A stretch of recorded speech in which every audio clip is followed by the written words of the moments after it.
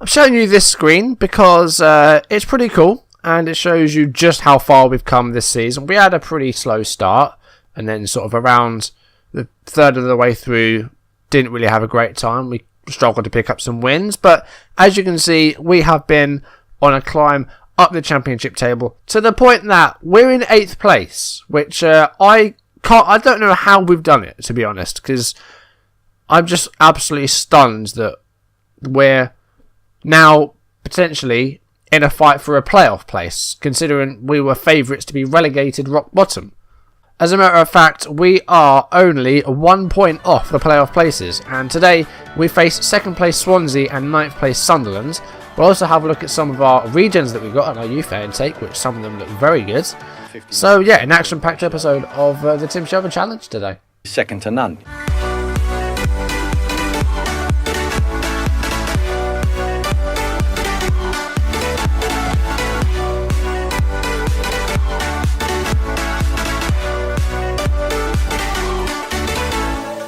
So yeah, our form has been actually pretty good since last time. We did lose. Did we lose both games last time? I think we did. But you know, we did a team meeting. We said you guys need to pick it up. You're not playing well.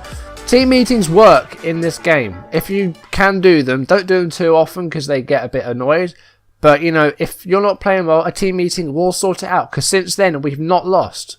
And I'll show you the goals from the games off screen right now. We took an early lead at Ewood Park against Blackburn Rovers.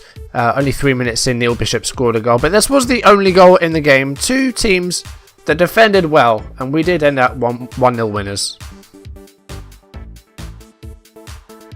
Next, we hosted Queen's Park Rangers and won a penalty in the 45th minute as Connor Townsend was fouled by Derek in the area.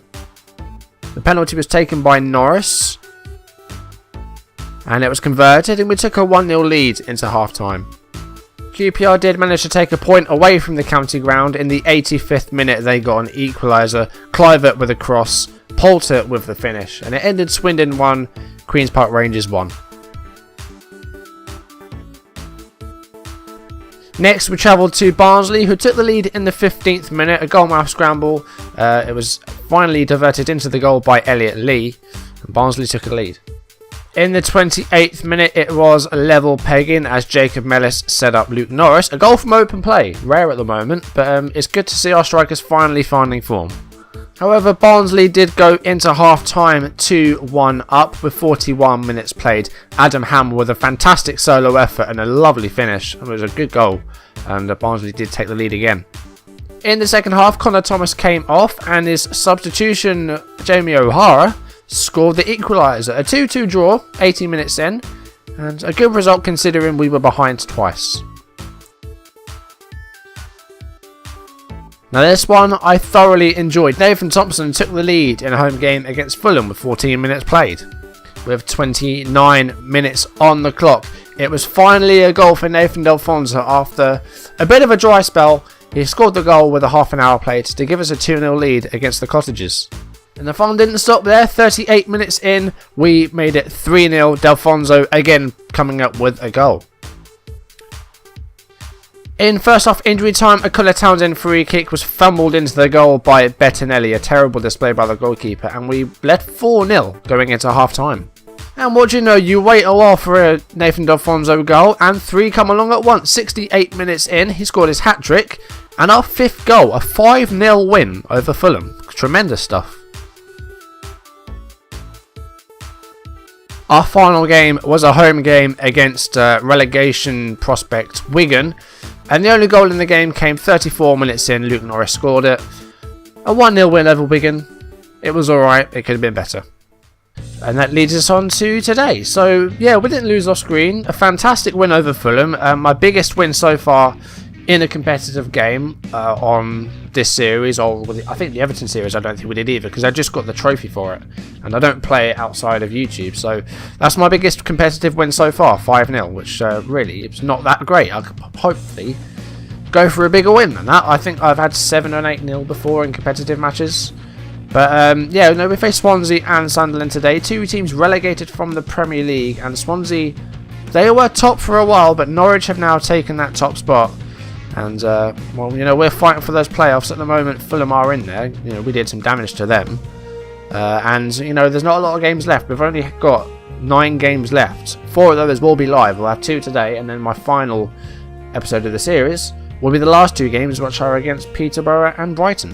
So we'll start off at the Liberty Stadium. Now, the team we played against Wigan looks a bit like this, and it's the team we played against Fulham as well, which won 5-0. So it's a working formula. At the moment, it's Norris and Delfonso up front. Norris as a target man on support and Delfonso as a poacher. He's finally finding form again, and he's got 19 goals so far. If we can get him 20, that would be good, but we'll see how many goals he gets before the end. Last season, of course, he hit 30 in all competitions. I'd like him to get that again, but we'll have to wait and see. Norris is on 7 now, which looks a bit better. And Beaker, he's still got a way to go. He hasn't scored in quite a while. He's got 13, but that's still fairly respectable, I guess.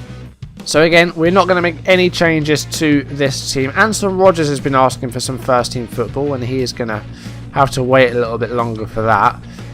Now, Regens. We had a really good youth intake. Ayudeji Igunjobi, who is a centre-back, and already he looks as good as some of the ones we have, I think. 13 marking, 13 tackling, some good, well, mentals there, aggression 14, might result in a lot of cards, but hopefully not. Bravery of 17, physicals, something to be desired, but, you know, it's got the good basic things there, so I like that. Stuart Jenkins is a left back, great determination, I'm happy with that. He's already 1.5 star current ability at just 16. So that's good. Good tackling. Good teamwork. Physicals, again, they're okay, but they're only 16. You know, hit the gym, and those physicals will improve with time. But it was a good youth intake for me. One of the best I've had in some time. So what does Swansea's team look like then? They still have Gylfi Sigurdsson, Nathan Dyer, Shea Ojo, Tom Cleverley, Bessett, Jack Cork, Neil Taylor, Rob Holding, Shane Duffy, Silvio, Fabianski. This is not a team that should be in the Championship. This is a Premier League standard team. They've got Routledge still on the bench. Tremel still there. A lot of the bench there, like Jack Stevens, I recognise. But other than that, is that the former Man United Fabio? It is as well. This team should not be in the Championship. This is a good team, and we're going to be very hard done by to get a result today. I'll go with the we're underdogs thing because I think we are. This is going to be a very tough match. I think we drew against Swansea in the reverse fixture, but I'm not too sure. But it's going to be a tough game, whichever way you look at it.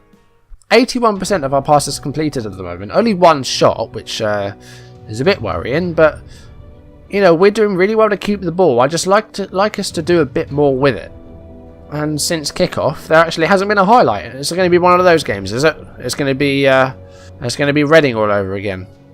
0 highlights in the first half, and barely any in the second half, and then the first one we do see, it's probably going to be a goal for Swansea. But so far, you know, it's still goalless. Give the fans a performance to cheer for. We'll try and, you know, cheer them up a bit, because they're not looking particularly happy. They're listening keenly, but, you know, let's get a bit of motivation in there. We need to hopefully threaten their goal a bit more. Let's see, though. I'm not going to change any personnel, but I'm going to move Jamie O'Hara to a defensive midfield position. Leave him as a playmaker, though. And we're just going to drop Mellis in between Thomas and Bishop. Leave him as an advanced playmaker, but just play him a bit deeper. Try and get him involved a bit more. It's not going too well so far. Delfonso and Norris have probably done absolutely nothing this game. So what are we going to do here? Okay, we're going to get Norris off. We're going to play a Beaker. We're going to play him as a false 9 and try and link the midfield in the attack that way. So far, again, there's been 0 highlights, and we're into, well, about halfway through the second half now. Nathan Dyer is off and Mayada is on for Swansea, but there's been no action in this game whatsoever. I mean, Swansea have had 13 shots, and none of them have been worthy of a highlight. We've had 1 shot. But there is a highlight here, 76 minutes in. It's Swansea with possession. Gylfi Sigurdsson to Schmiederbach. I'm quite impressed with the way I said that, but Swansea do take a lead. The first highlight of the game, and it's a Swansea goal. What did I tell you? So we see it in 3D then. Tom Cleverley passing to Shea Ojo, and then Sigurdsson with the through ball to Schmiederbach. And that's Thompson, isn't it? No, it's Branco, excuse me. Branco didn't read it. So, never mind. I don't think we were ever going to win this game. No, we are overachieving this season by quite a way. I'm going to go attacking, you know. Worst that could happen is we go 2-0 down because I want a goal. But what can we change here? Because we are not getting the ball towards our strikers, like, at all. We're going to get Bishop off. We're going to play Murray. And we're going to play him. I've been doing this. It's been okay. Play him as a central midfielder on support. Murray's not had quite as good a season as before. Of course, he did. I think he broke his foot or his ankle. So that really did sideline him for quite some time. He was a fantastic player last season. This season, it's not worked out quite so well for him. And only a few minutes left in this game now. We've seen hardly any of the ball. That's a lie. We've had 57% possession. What we've done with it, I've got no idea though, because we've had one shot. And we're into injury time. Oh, we've had a second shot, and it's on target, and we have a free kick here. If we get a draw from... we won't get a draw from this. It's full time. That would have been a... well, we would have FM Swansea if that had happened. I'll just say you were unlucky. I don't know why we couldn't get our shots away. We had 2 shots to their 14. But somehow we stay 8th. So I don't know how that's happened. I guess everyone else did just as badly. But that was a game in hand as well on a Wednesday. So some people played on a Tuesday. Yeah, Abik hasn't scored in 14 games. Is that for real? That is criminal form. Like, you can't do that. Sunderland v Swindon ended in a draw last time. Let's just have a look at where that was. Where was the Swansea game as well? I didn't have a look. So, it was that time where we drew 1-1 all the time. It was during that time. So, yeah. Let's see if we can get a good result here. Now, the team, we're going back to the diamond. O'Hara as Regista. This was like the formation that I started out with. Thomas alongside Murray. Murray as advanced playmaker on support. I'm going to leave out Mellis and start Stewart. We'll play him as advanced playmaker on attack. The strikers I will leave as they are. The back 4 I will leave as it is, because that is our best defence, I think. And then McGee in goal. Although, I've just noticed some of the tiredness. Okay, O'Hara's injured. We'll forget that idea. Alright, come back in, Bishop. I'm sorry. So Bishop on the right, Thomas in the middle as box to box, and then Murray on the left. I didn't have a look at Sunderland's team. Who do they have? Pickford is still in goal. I think that's good for him, because if he moved to the Premier League, I think he'd only be a number 2. But Wisdom, Quates, Gilaboji, Van Arnholt, Shaloba, Cook, Dejaga, Kazri, German Lon, and Barini. Very similar to the team they have now. You know, I'm quite surprised that they're down in 10th place. You know, I think the team would probably get... well, that's a good start to the game. 4th minute in. Kazri's just scored. As I was saying before I was interrupted, I think it's a team that could send Sunderland back up, but I think it would end up with them going back down again. I think the team that Sunderland have at the moment is going to be a bit of a yo-yo team. I think it's going to be like that again. We haven't seen a yo-yo team for quite some time, not since West Brom are going up and down and up and down. But that was an unlucky deflection as well. Kazri with the finish. McGee could have done better, I think. We've got a throw-in in a decent position here, though. And, well, Sunderland have possession again now. Murray. And he's been tackled, and now it's Sunderland back on the attack. Here's Lon. Barini to Kazri, and it's wide, so that should be 2-0 Sunderland. Again, we're not doing very well. And Delfonso's injured. I think it said, did it say twisted ankle? It is a twisted ankle. We might need to get him off. Yadam's on the ball here. The cross is deflected. Connor Thomas to Delfonso. Yadam. And now it's Kazri again. Barini. We can't get our shots away. Their defenders are just too much at the moment. And Cook hits the bar, and then Branco clears it. It's out of play. Right, let's have a look at Delfonso then. It said twisted ankle. You know, the sooner we have him back, the better. So we are going to bring him off. And I think it's going to have to be Hilton that comes on. We'll leave him as a poacher. If Abik hasn't scored in 14 matches, he's not coming on unless we really need a goal. We want 3 strikers. So Hilton, his scoring record is probably as bad, but we're going to give him a go. Here we go. Norris to Jordan Stewart. Here is Townsend and Norris. Stewart to Townsend. Can we get the cross away? We can. And it's collected by Pickford, but that was a bit better. I mean, another double defeat is going to hurt us, but... you know, it's to the point where I'm not too bothered because we're so high in the table. Right, better please. Let's have a look. What can we do here? Right, we're going to work it in again. We're going to turn up the tempo a little bit.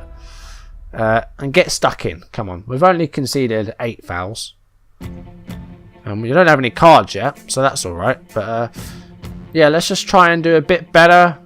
And Jaga just runs that straight off the pitch. He couldn't stop himself.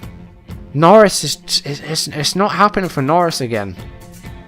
Do we hope that Obika breaks his duck? Target man on attack. Stewart, we'll play him. We'll move him to support, and we'll make Murray deep line. Just try and save ourselves from conceding a second, but at the same time try and get an equaliser. We will go attacking as well. Here is Kazri again. Thompson heads it clear. Now it's Jaga, and now it is a goal. That's a good finish by Ashkan Jaga. It's offside. So Barini, I guess he impacted play somehow. There's been some questionable offsides in this game recently, though. Obika had a goal ruled out. Connor Thomas is getting a bit tired. We'll bring on Mellis for Thomas. Let's try and play more direct because we're not having any luck today. Let's just try and play high and direct. Do all that. You're on attack. We'll play you force 9. The fullbacks are on automatic, so that's okay. Come on, guys. 10 minutes left. Less than 10 minutes left. Get a goal in this game. You know, the last 5 minutes. Encourage them. Come on. Get a goal. Come on. Let's not have 2 more defeats in live comms. Let's not go through this whole curse thing again. You were unbeaten in 5 games off screen. The time's just running down. We're not seeing anything.